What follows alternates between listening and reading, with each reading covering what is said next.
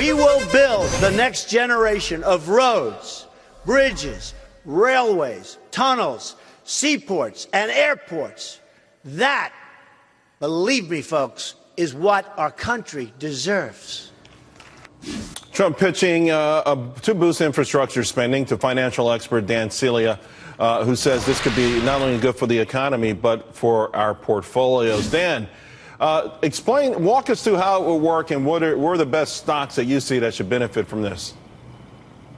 Well, I think, first of all, Charles, the best benefit that we're going to get out of this that we don't want to lose sight of is the fact that we're going to see enormous growth in the economy by way of, remember, the vast majority of these jobs are going to be Davis-Bacon jobs. These are going to be high-income jobs.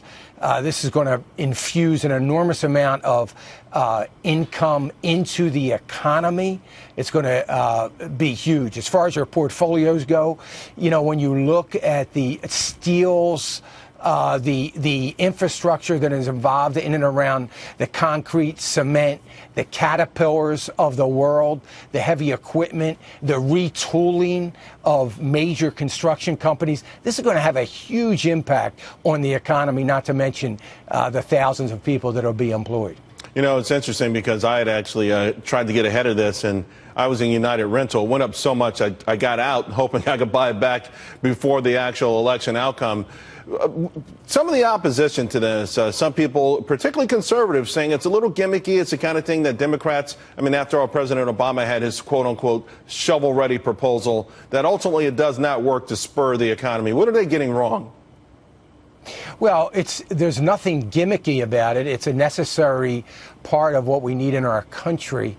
Certainly, when you look back, if you still have that $1 trillion deal, shovel-ready projects in your head, then yeah, it seems very gimmicky because it was a failed government policies, and at a time when we needed it the most, but obviously didn't work.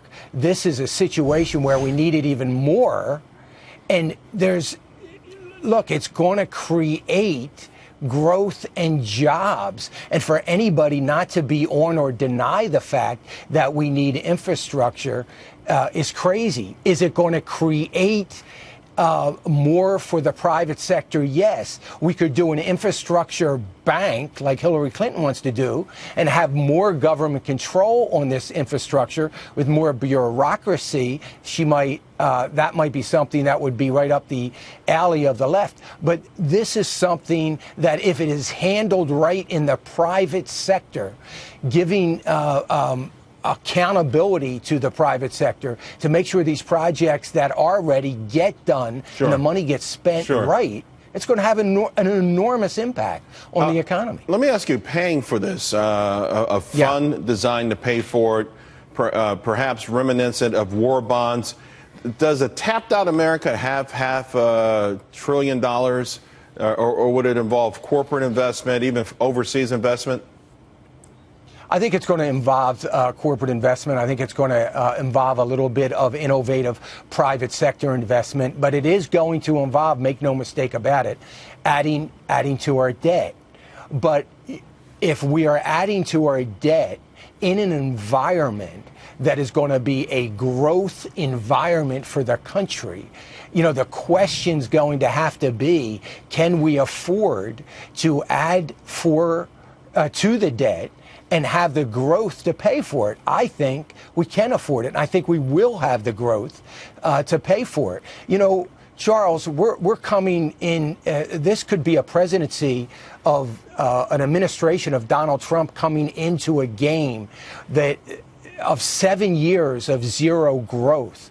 If I don't know about a 4.5% growth rate that some are predicting, I don't know that we're going to see that in the first couple years of this administration. I'm not in that camp. But think about even a 3.5% compared to where we've been for the last 7 years. It's going to have a dramatic impact on the debt, assuming that we get good, solid spending cuts, the shrinking of government that has yet to be vetted out, that we need to talk about as well. 3.5% would be better than the last 16 years, Dan. I'll take that. Thank you very much. Really appreciate it. Charles, I appreciate being here again. All right, see you Thanks. soon. Day 2, the troubles for Delta.